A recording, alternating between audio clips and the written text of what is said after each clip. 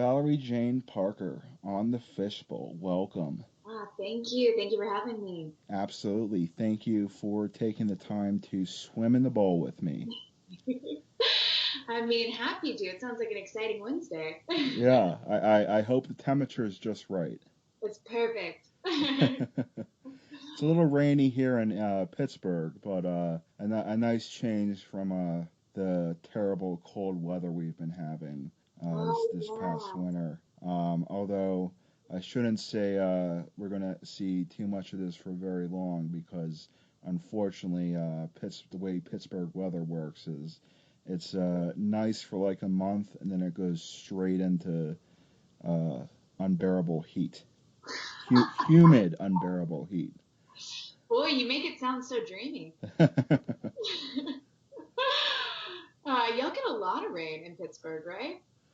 Yeah, it's gearing up to be April, and you know what they say about April? April showers bring May flowers. Yeah, And all the pollen and all the bugs that come with it. right, right. But April is also happens to be my birthday month, Ooh, happy birthday. What day? April 18th. Ooh, and does that make you a Taurus? I fall under Aries. Congratulations, you're not the bull. Thank you, thank you. My first question for you is, what got you interested in film? Oh man. Well, I grew up in a theater family and I've always loved acting. I've always been drawn to tell other people's stories. I find that there's just so much of humanity when I'm telling somebody else's story, when I'm getting to be another character and walk around in their shoes. But what drew me to film specifically, is the fact that everything is so much more subtle than it is on stage. I grew up doing a lot of Shakespeare and big productions like that.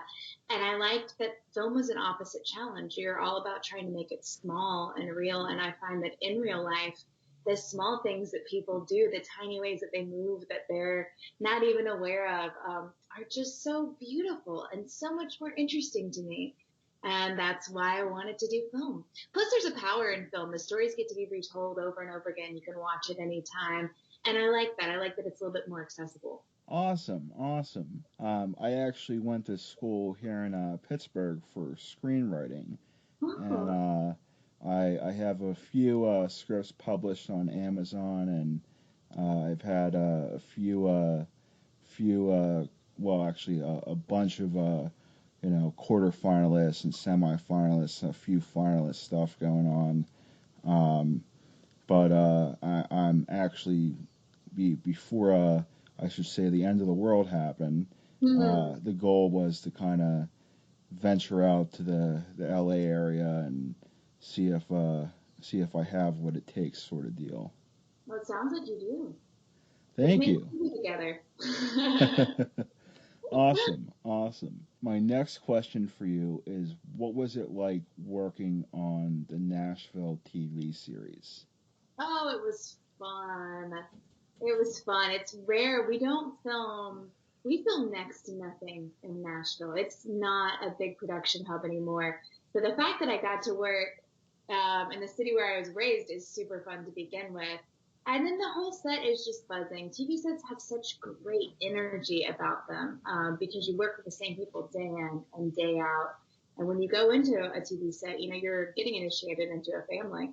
And so I was lucky to be there. It was a great place to cut my teeth and really learn how things operate in the world of film.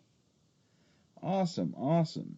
Now, I know that you mentioned you were from Nashville, Mm-hmm. um, big music area.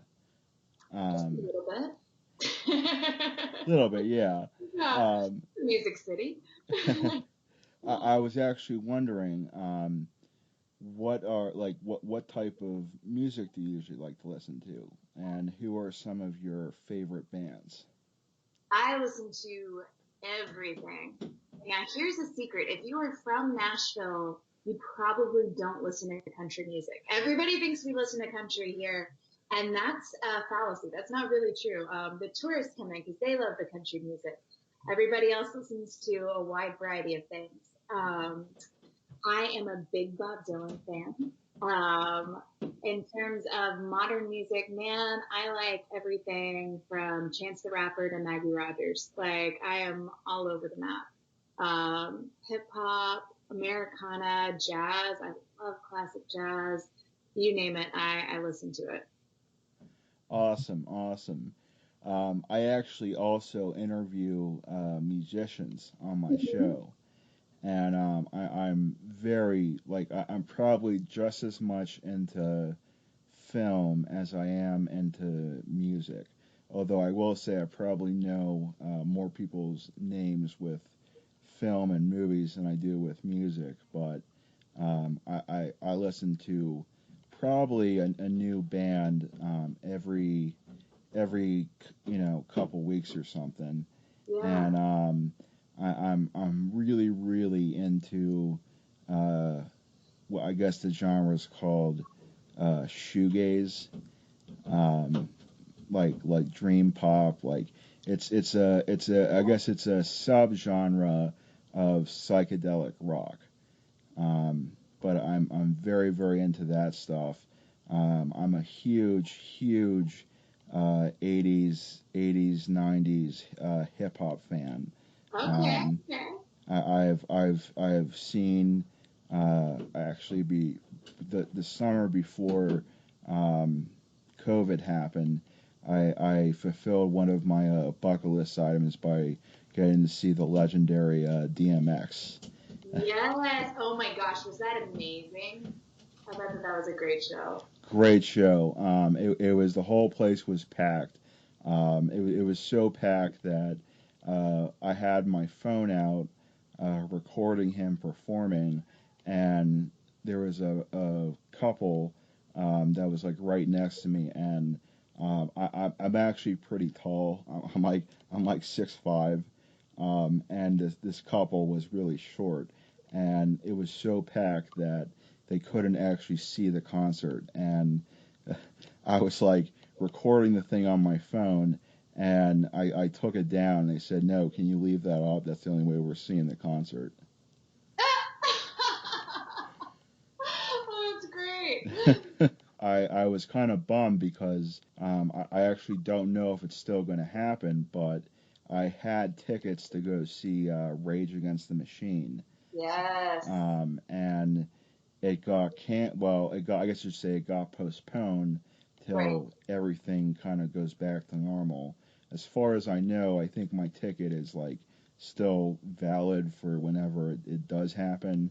But that band is like one of my top probably 10 favorite bands from the 90s of like all time. Are you a Smashing Pumpkins fan? Oh yeah, oh Yeah, yeah, I've seen them live a couple times. I love one of the best shows I ever saw them was Pumpkins live in Atlanta, and Billy did the first half of the show by himself, and then they brought in the band, and it was spectacular. It was so beautiful. that's awesome. I've seen, well, not the original lineup, obviously, but Right, of course. I've seen Alice in Chains, um, Oh, and that was pretty cool because they came to a really small venue that I never kind of expected to see like a band of their stature at that hmm, venue.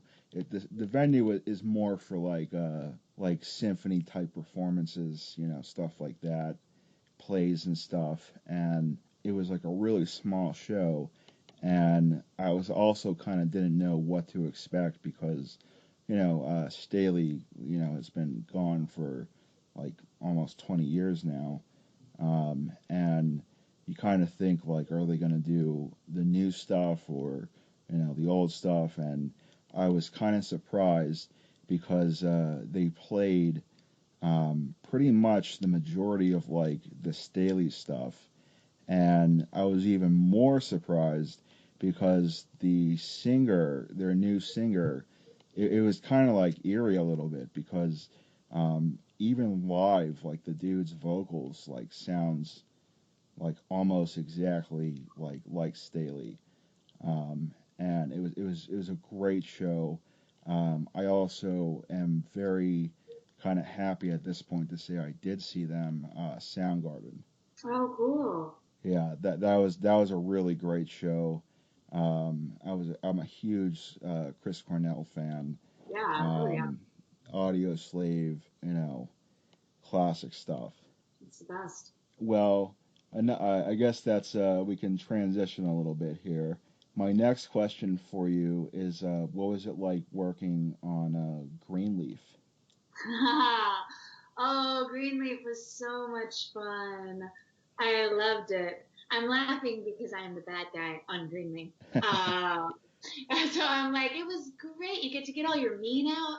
Um, no, Greenleaf was such a wonderful set, though. That one really was like family. Like everybody there is tight and very close. And I was really honored that they let me in and honored by the friends that I made there. Um, and then I loved playing my character because she was a psychopath. So Judy was a delightful thing to play.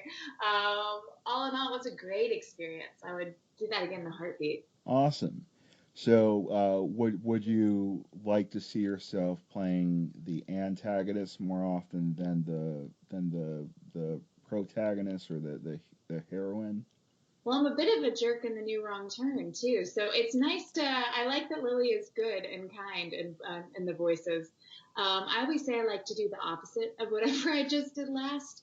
So I think it's fun to bounce back and forth between being the protagonist and the antagonist. The protagonist doesn't get to normally do as many fun things as the antagonist does. Although I will say, with the case of The Voices, the film coming out, I did get to do a lot of really fun things. Normally, the protagonist just sits there and lets life happen to them, and that was not exactly the case for that role. Awesome, awesome. So, in your own film taste, Mm-hmm. um, who are some of your favorite actors to play antagonists? Oh, to play antagonist. Oh, that's a good question. No one's asked me that before. Um, I like Michael Caine in everything. He can do no wrong. Protagonist, antagonist, it doesn't matter. Um, Shockingly, Anne Hathaway has only gotten to a couple times in her career, and she does a great job with it. She's such a well-rounded, talented actor. Um, who else do I love as an antagonist? Who do we love to hate? I don't know. I'm gonna have to ponder that one. I have a list of mine, Oh yeah, who are they? because the genre that I love to write in is horror, Ah, and the way I kind of like to model my inspirations for uh, bad guys is a lot of like the 80s and 90s kind of like villains I love the Highlander series. oh Um, yeah. I just loved how like each film you got like a badass bad guy Mm-hmm. for Christopher Lambert to go up against. And Mm-hmm. speaking of Highlander, Clancy Brown is who's ironically also Mr. Krabs from uh, SpongeBob. Um, I think anytime he plays a villain, it's spot on. I thought he was excellent as the Kurgan in the first Highlander. I thought he was even better as the reanimated sheriff from Pet Cemetery 2. Um, and he's just excellent anytime he's a bad guy. And then I think my number one though, I guess it's probably split between Gary Oldman and Mm-hmm. Kevin Bacon. Oh, those are that's a wide split, my friend. Um, yeah, they're good choices though. Yeah, Gary Oldman. I don't think he's played a bad guy, like an excellent bad guy, in a long time. I think the last movie I saw him like really be a great bad guy was probably the Book of Eli. and I've been waiting for him to kind of get back into that mode. But Kevin Bacon just seems to almost get typecast as the villain, and it's all right with me. I think he's that's what he's born to play. I think Kevin Bacon is an underrated actor overall. Like I like Kevin Bacon in just about everything. Yeah, I definitely agree. I mean, Tremors is one of my all Oh, time favorite oh, movies. Tremors, yes. I've seen all of them. It's one of my guilty pleasure franchises that Uh-huh. that I love to watch. Well, they're so fun. Yeah, Burt Gummer is one of the most amazing characters ever brought to the screen, and I think my two favorite are probably the first two, but they're definitely a lot of fun to watch. Oh yeah, and Reba in them. I mean, come Oh on. yeah, yeah. I think like one of the best scenes in the first one is when the worm like crashes through their basement and the rest of the town thinks they're basically screwed, because they Mhm. hear and then it just cuts to like this wall of like arsenal, firepower like in their basement, and the fact they just blow the thing to hell, Yeah. and then I Filmed it love. and it's so great. Right, and I love in the second one when they have like the second graboid situation where they morph into the Shriekers, um, and Fred Ward has to call Bert, and Bert's like in his basement, and like he has like all those the mounted trophy heads, and there's like the trophy head of the graboid that he killed from his basement, like hanging on his wall. I thought that's great. Mm-hmm. Oh, so good. Awesome. Well, I did want to talk about your two most recent films, Wrong Turn and The Voices. Were you a fan of the original Wrong Turns? I was, although I had only seen the first two, so I hadn't seen the entire series. But have you watched the reboot, the new Wrong Turn? I haven't had a chance to watch it Okay. just yet. Because Mike flips it on its head. It's not the same. It's not the same Wrong Turn, but I think you'll be really pleasantly surprised. This was it's a smart twist on it. Like it's a smart script. It's really well done. I saw the trailer for it and I'm really excited. It looks really really good. I remember hearing that he did basically just reboot the franchise with like He a did. new story, and that actually really intrigued me kind of even more, because I haven't seen every single installment in the original franchise, but they definitely started to get a little campier and campier, um, as those franchises tend to go with like each installment. Oh, totally. But the fact that because it's kind of like supposed to be more like folklore, right? Yeah. I mean, in this one, there aren't the slobbering hillbillies and that sort of thing. Like it's a little bit more balanced. Like you wonder who is actually terrorizing who. There are mountain people, but then there are also these entitled kids coming in from the outside, but they're not exactly entitled. I don't know. It's an interesting twist. You were able to see both sides, so then you're kind of wondering who the real villain is. I have to ask you, the guys who did the effects for the film, it's Tolan Effects, right? Mm-hmm. Those guys are actually Pittsburgh locals. Oh, cool. I believe was one of the guys, was his name Kyle by any chance? That I don't remember. It's that. Okay. Yeah. I actually did an interview with the owner of the effects shop here in Pittsburgh, and I'm friends with them on Facebook, and I saw that he was posting pics from the shoot, and that kind of got me even like a little more intrigued, to watch it now because a local effects team working on the film, kind of support. Oh yeah, totally. But the stuff he was posting looked really awesome, um, and definitely got me intrigued. Um, can you kind of talk a little bit more about what was it like to work with the cast and the director?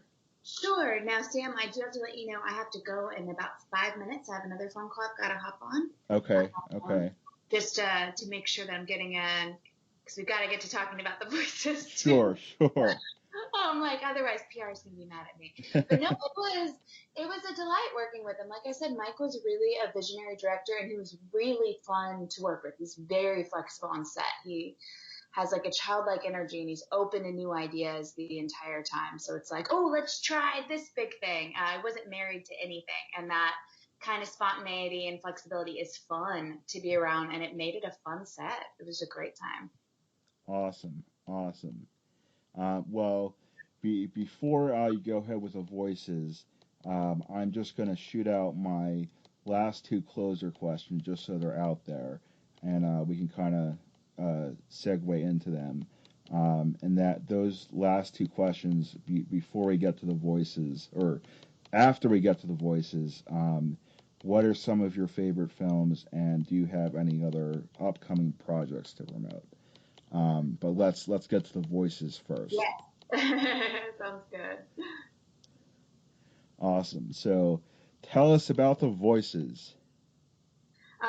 The Voices is a horror film coming out on video demand and in select theaters this Friday. I play the character of Lily, and basically Lily is pregnant, and before her child's first heartbeat, she has to choose the soul of her baby. She had an accident happen in her early childhood, which caused her to lose her parents, to lose her sight, and have a connection with the other world.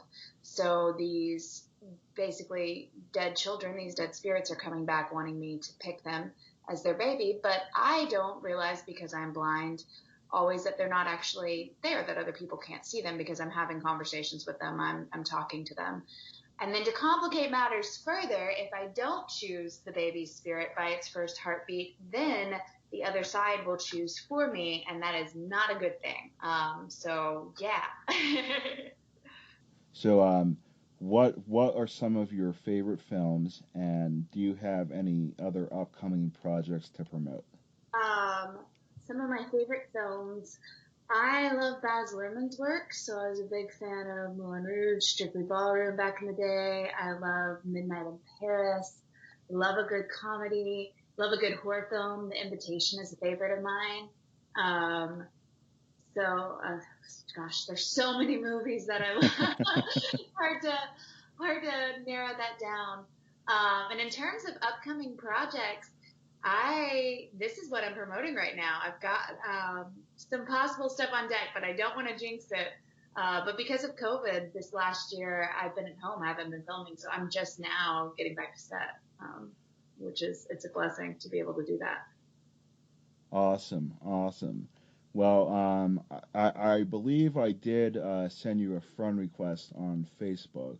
Um, so if you see a person named Sam Fisch with the shit demon from Dogma as my Facebook profile pic, don't be weirded out. That's me. Sounds good. Oh, thanks for taking the time to talk to me, Sam. Absolutely. It's a pleasure having you on the show. Again, I hope the temperature was just right. It was perfect. Fantastic. I love to have you on again anytime. Please, yeah, reach out. Let's do it. And this next time, we'll take more time. We can go in So, depth. sounds great. Thank you Awesome. so much, Valerie. Thank you.